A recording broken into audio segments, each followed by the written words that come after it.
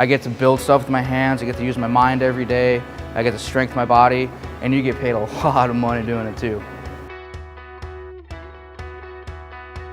I took the time to figure out what I wanted to do, and I figured out that welding was it. And then I looked in the welding program, I talked to a couple of the teachers, and I fell in love with the place. I knew I would like it because I like working with my hands, and looking into it more, I saw great opportunities in the field. Just because you don't have any welding experience doesn't mean that you're going to be the one that didn't learn as much.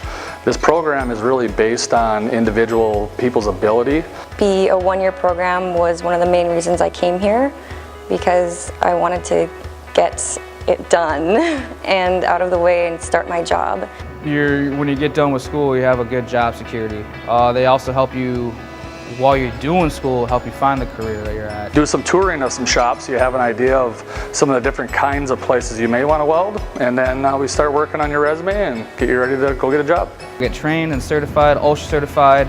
We got the certificate, so I know that the training that Chuck told us what to do, I know that I can go anywhere in the United States, if not international. The limits are really limited just to the person and what they want to do and how unique they want their career to be. I feel like I can bring art into welding. It's exciting because it's not just welding a line, you can have different techniques and perfect it.